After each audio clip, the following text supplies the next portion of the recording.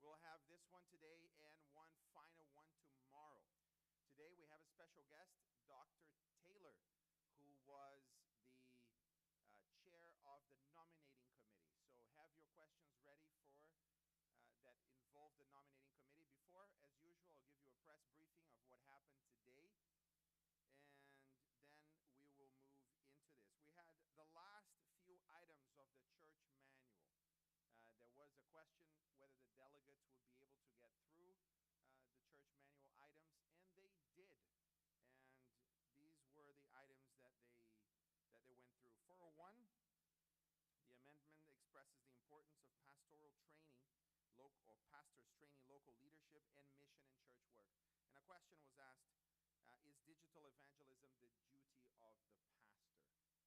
And you can expect in the next general conference session, and perhaps the following one, to have many items in the church manual associated with digital evangelism, digital technology. This is a natural thing. The church manual is never the first attempt at addressing issues in the local church. Usually there is a maturity that needs to be observed in different parts of the world as the church manual committee conducts their work of discussing. And this is one of those questions. You would notice that in the last annual council, or was it spring meetings, maybe earlier this year, spring meetings in April, the executive committee voted guidelines for the digital expansion of the mission of the Seventh-day Adventist Church, which provided guidelines about how a local church can handle this digital expansion and how they should work through it. So if you have questions about that, feel free to ask. It took a long time to work on that document, about 2 years, consulting people from all over the world, and that was the first attempt. These are first guidelines. Depending on how this progresses over the next few years, the church may bring that to the church manual committee to say, let's consider this as part of the church manual. So in the next 5-10 years, we should expect more of those questions to be asked. Then you had 411. The amendment expresses that faithfulness in tithing is vital to the work of the church. It was sent back to the committee by Gerson before, and it was recommended that a consent form is created so that members know their data protection rights, etc., and that carried. 412, the amendment expresses the importance of giving offerings as an act of worship and explains the different offering plans. It was sent back to committee by Gerson, and then just a second, I think we may not be live. Let me just check with our Assistant Director of Communication for Technology and Web, Daniel Bogdanov. He just called me.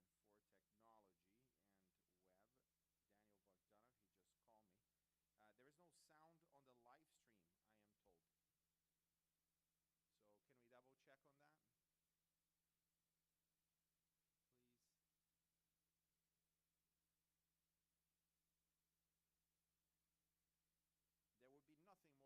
So let's see.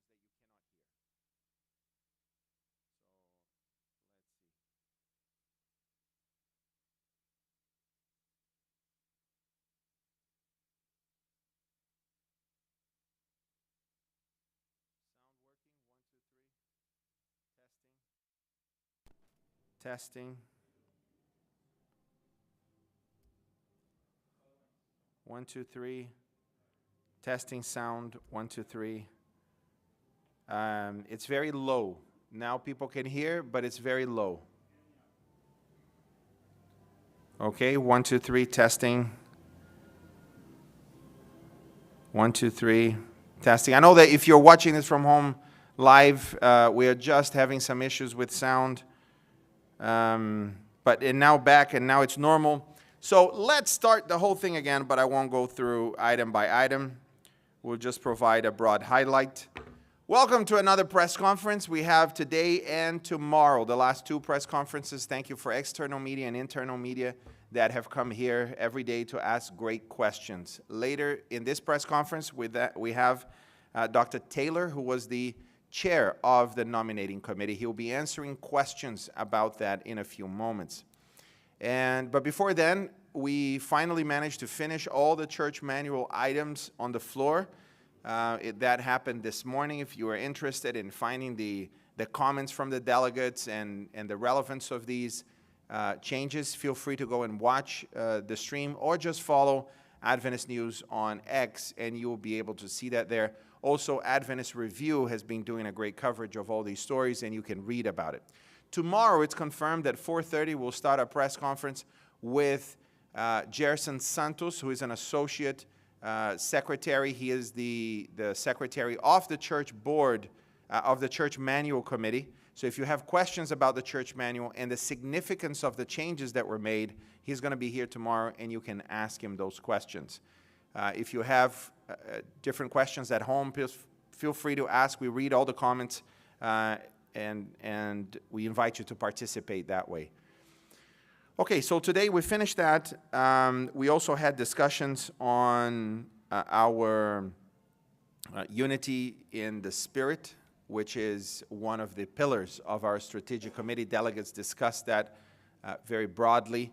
And tomorrow we'll have one more discussion about Mission for All, closing the 4 areas of our strategic plan.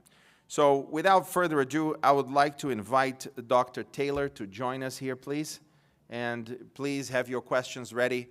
We don't have much time. We'll only have a few questions, but feel free to come to the mic and ask your questions. Now, as you prepare those questions, please note that Dr. Taylor will not answer any confidential information about which names were considered, how much was the vote for this, how many people voted for that. That is up to the nominating committee, and it will not be exposed anywhere. But you can ask questions about the process. You can ask questions about the Spirit. Feel free to ask your questions. If Dr. Taylor deems that to be a private thing that should not be expressed, he will tell us, and we'll move on to the next question. So, please. Yeah. Dr. Taylor, thank you very much for your service during these days. In which ways have you felt the presence of the Spirit in the committees? Thank you. From the very beginning, that was our greatest desire, was for God's presence to be with us, His Holy Spirit leading our conversations, and for everything that was discussed, decided, to be to His glory and to further the mission. And that was evident through the conversations that we had and through the many moments of prayer. Throughout the day, we would often stop, we would pray, sometimes pray personally, sometimes pray with another member of the committee, sometimes pray corporately. But prayer was our most important activity. Everything was secondary to that. And so we endeavored as a committee to seek God's purpose and to reflect that in our decisions. So it was a beautiful spirit, a spirit of a spiritual tone that permeated the meetings of the nominating committee. And it was just a wonderful joy to meet with them, to spend that time together from Friday, every day, all day long, except for Sabbath, until yesterday afternoon.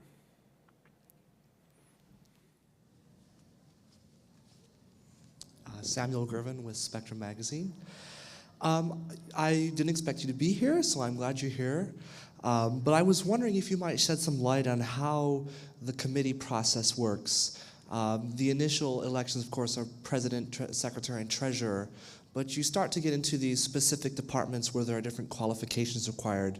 And I'm wondering, how does the committee consider the qualification of the people that you guys might be selected? Is there an interview process that you guys do with prospective people that are suggested, or maybe you can shed some light on that? Thank you. Thank you. That's an excellent question.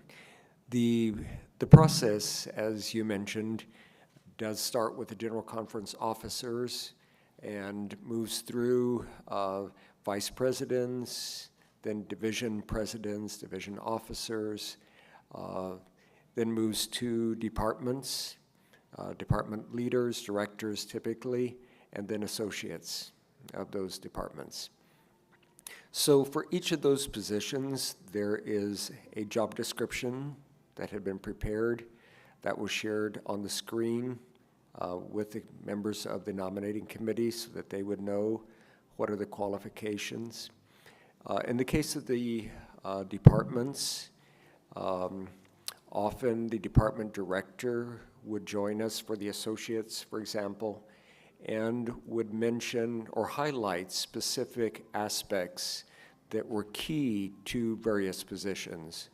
For example, in health ministries department or education department, there are certain specific characteristics that an associate would carry in their portfolio. And so they would talk about that. Typically, the department director would provide some suggested names. Those are individuals that they felt had a good alignment with those characteristics. Then there would also many times be other nominations from the floor of the nominating committee. Well, first of all, those suggested names it was up to the committee to move those names or not. Sometimes other names, more frequently than not, were also nominated. And then they were discussed. These typically are names that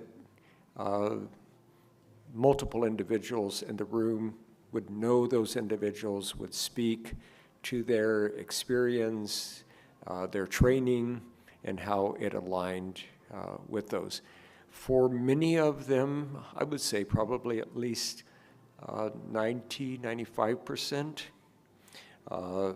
We had a short CV for those individuals that addressed their training, their prior experience, positions they'd held, and that would be displayed on the screen. So it was an informative process for the members of the committee, both in terms of the expectations and in terms of the characteristics of the persons. May I ask a follow-up? Sure. I'm curious, how much influence does the newly elected General Conference President have over the election of the new VPs or division presidents, or even further down that list? Okay. It's different for different groups. As you might expect, the vice presidents who would work closely with the president brings some suggested names. These would be the general vice presidents. These are the general vice presidents. The division presidents are also vice presidents, but not in the same sense as the general vice presidents. In terms of the general vice presidents, the president would often talk about, as we just mentioned, the characteristics of that particular position, and then the experience, background, attributes of a name that he is suggesting. He wouldn't nominate the name, he would just suggest it. It would need to be moved by someone in the nominating committee, seconded by that, and then other names may or may not be added. So that is how it was in terms of the general vice presidents. Now, in terms of division presidents, that was a different process. And in that case, the members of the nominating committee from that division formed a caucus.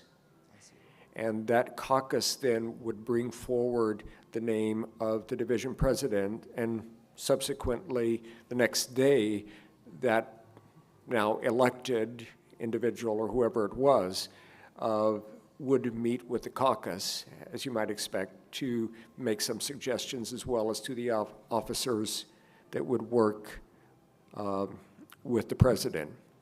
And so the caucus would then refer the names of the secretary and treasurer as recommendations. But these are members of the nominating committee already, but that pertain to that particular division. Now, a denominational working policy does say that it should be, that in the case of the division president, should be mutually agreed with the general conference president. And so before those names came from the caucus to the nominating committee, there was a conversation just to make sure that it was a mutually agreeable name. And then there would be the typical, sometimes alternate nominations, and certainly conversation about the individual, and then, of course, finally the voted recommendation to refer that to the delegates. Great, thank you. Sure. Thank you. Catherine, before you ask your question, let me just clarify a few more things about that process so we can understand it. Dr. Taylor, who nominates the chair and the vice chair and the secretary? How does that work? Help us. Of the nominating Of the committee. nominating committee, yes. Yes. That takes place as the very first item when the nominating committee meets on the very first day. They are nominated, names are nominated from the floor of the nominating committee for the position of chair. And then after multiple nominations are received, there's typically a call for closing nominations. Then eventually there's a matter of voting from those names, individual who would then chair. And sometimes it takes multiple rounds because you want to, at the end of the day, have the name that's going to be recommended, whether to the floor for a particular position, or in this case, for the chair, vice chair, secretary, assistant secretary, to, at the end of the day, have a majority vote. So let's suppose you have 6 names that have been recommended, that have been nominated for chair of the nominating committee. There may be a first round, and from that first round, nobody reaches a majority. And so you will move to perhaps the top 3. And then you may have another round, and at that point, maybe still no one reaches majority, but you move then, keep the top 2, and have a final vote where then one of them moves to a majority position. And so that's what happened for the chair of the nominating committee and the secretary. And once those 2 are required, the nominating committee needs to have a chair and needs to have a secretary. Then it's optional if they have a vice chair or an assistant secretary. And at that point, the chair turned to the nominating committee and asked them to decide whether they would like to also have a vice chair and an assistant secretary. And the nominating committee voted they would like to have also a vice chair and an assistant secretary. The nominations were received for those particular positions, and individuals voted in. So Thank you. that's the process. Please. Thank you. My name is Catherine from Kenya. My question has to do with the voting process. I noticed that especially when it comes to voting names in one block, there is an assumption that everyone that says yes is actually saying yes to their respective candidates. But how does that affect those who dissent? Because it's possible that when you vote as a block, the assumption that the entire voting system makes is that it's everyone that has been accepted fully. But how does that affect those that dissent, those that vote against, and at what point are their views considered, if any? Thank you. I hope I understood the question. Before there's any vote, there's typically, in fact, I would say almost in every case, there is time for comments. And we receive comments freely until the body, that is the nominating committee, would decide to close comments. So there were typically many comments that would be received about various individuals that have been nominated for the position. And then the voting would be much as I just described, that let's say that there were 6 people on the list, and the voting devices had the numbers from 1 to 10. And so each person would vote for that individual that they considered to be the most fitting candidate for that particular position that was being voted for. And if no one received a majority of the votes, there were 277 individuals who had been designated as members of the nominating committee. So if no one had received a majority vote on the first round, then we would take either the top 3 or 4 names, and 3 or 4, if there was a small difference between 3 and 4, then we would take the top 4. If there was a large difference between the third and the fourth, then we'd just take the top 3. And we would have that again, another process, until someone reached a majority of the votes. Okay. And once that nomination came to the floor Yes. of the assembly, of the session itself, so not the nominating committee, once the report came, many of the reports came with multiple names in the same report, which I think is the Yes, question Yes, that's my question. that Catherine is addressing. Oh, okay. Yes, in the nominating committee, it was typically person by person. Yeah. And then when it comes to the floor, It's- It comes as a report from the nominating, just like typically in a church, you'll have the nominating committee that does its work, they discuss, and they take action. But once the report of the nominating committee comes, it's moved as a report. So my second question would be, is this the only method that is used, or is there a possibility of considering doing individual by individual in terms of the voting I'll start from the floor? I'll start addressing that, Catherine. In the Adventist Church, our working policy presents the discussions of the names to be a prerogative of the nominating committee. That's why we have a broad representation nominating committee that can discuss the details about each individual and vote them until we find majority, and that's where the hard work happens. Once the nomination comes to the floor of the General Conference session, removing a name will require an information given to the chair, and maybe, Dr. Taylor, you can help us with, I know that there are a few elements. It cannot be frivolous, it cannot be, and there are a few others.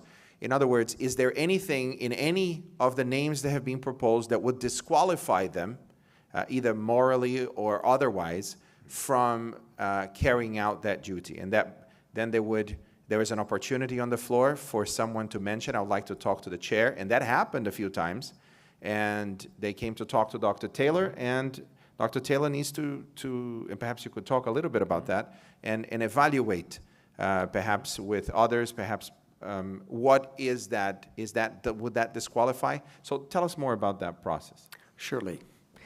Yes.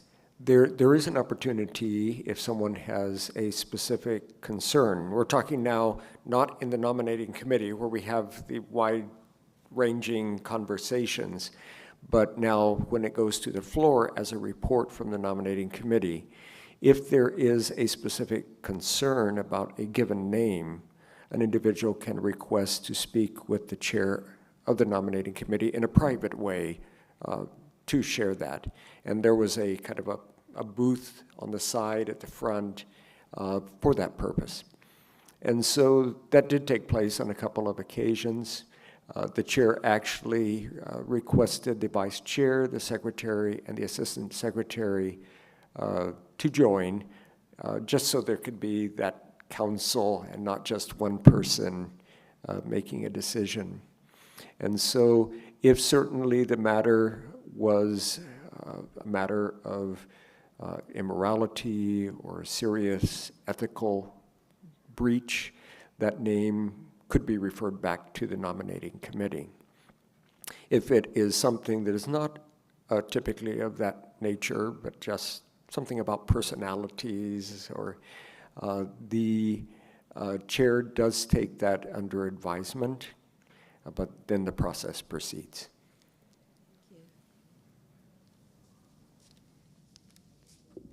Good evening, Alejandro from Some TV. My question is, based on today's discussions and the needs that were highlighted about digital evangelism, what do you see as the ideal way for churches to implement digital evangelism? The ideal way for churches to implement digital evangelism. Well, over the last many years, we have spent a lot of resources trying to figure out that question.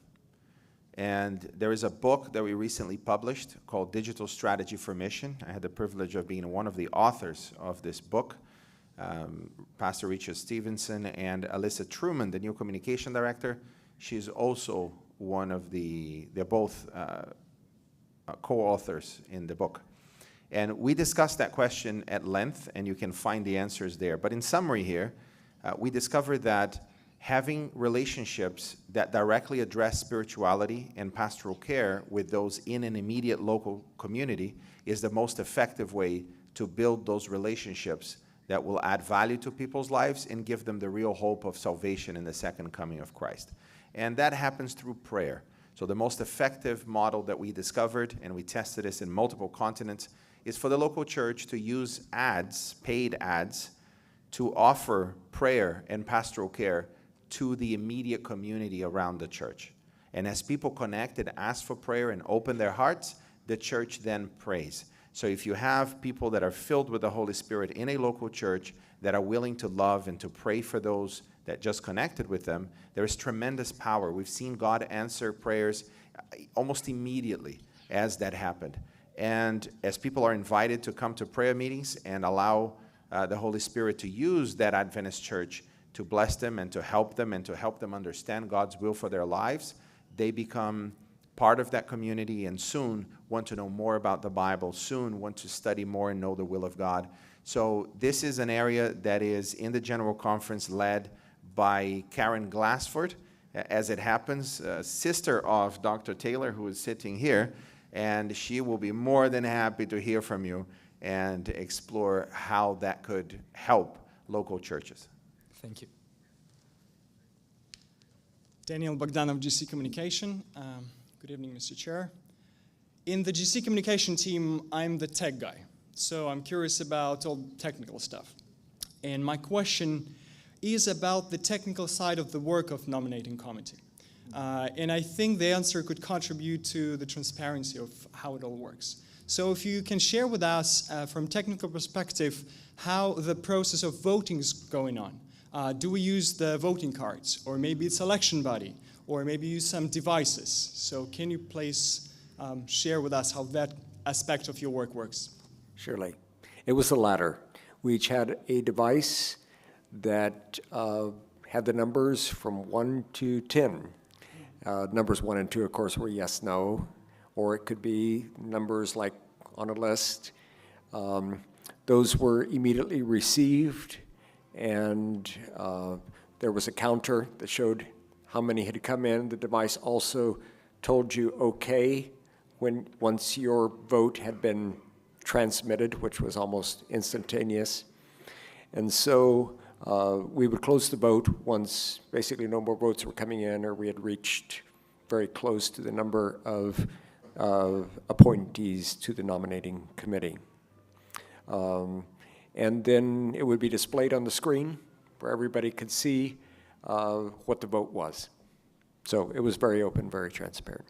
Thank you very much. Sure. Encrypted, anonymous, Yes. and immediately available. Yeah, it is important for trust. Thank you very Yes. much. Thank you. Yes, Andy Roman from Advent Messenger.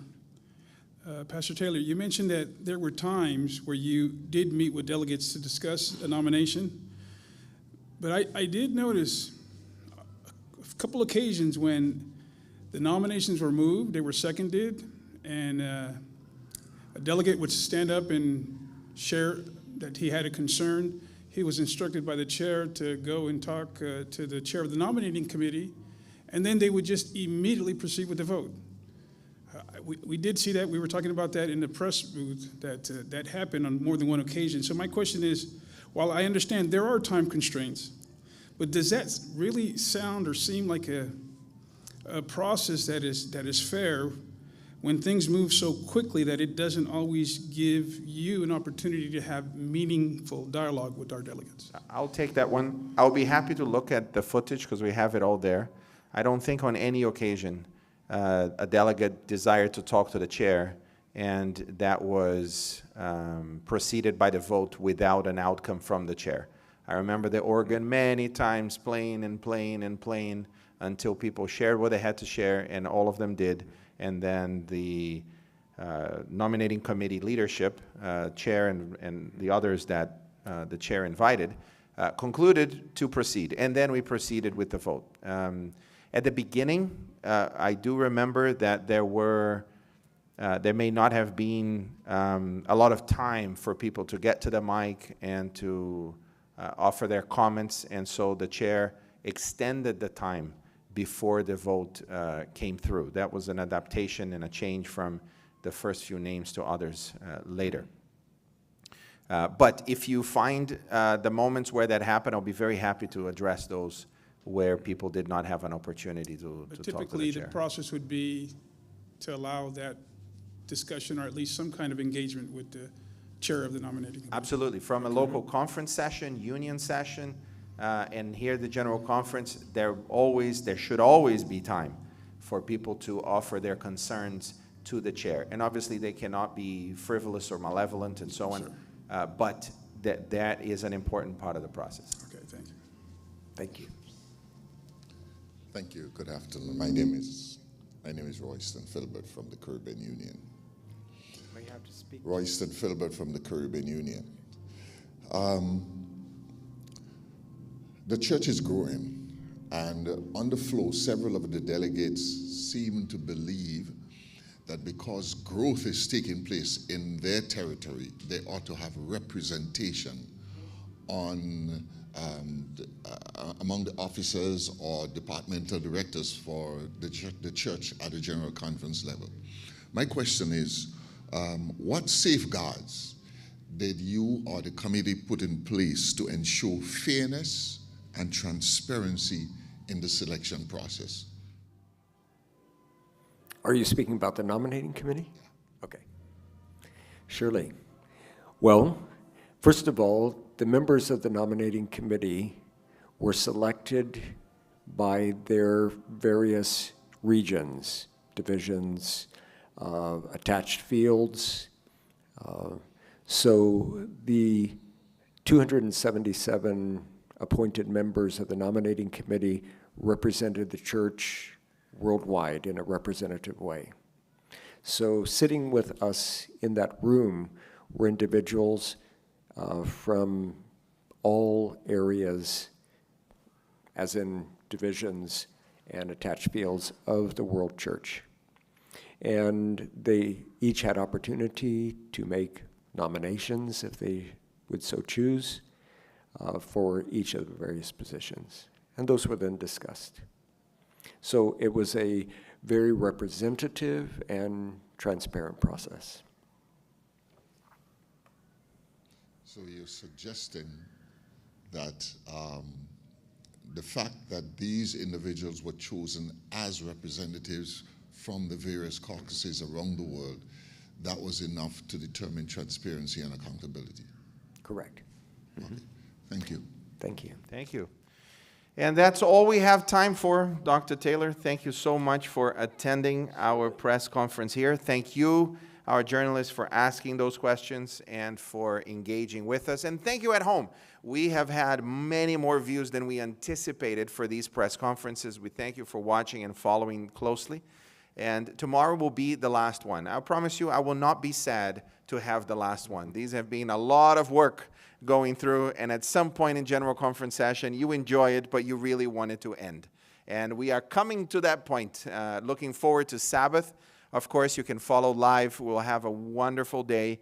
And in the afternoon, we end with, I think they called it Mission in Motion or something like that. But it is the Parade of Nations is what will happen in the last moment. And people look forward to that. People in the city come to visit us, and the dome is open. And if you're listening to this, you live in St. Louis, please join us for the afternoon to see this amazing display of cultures that we will have. We will see you tomorrow for the last press conference. Bye-bye. Thank you very much.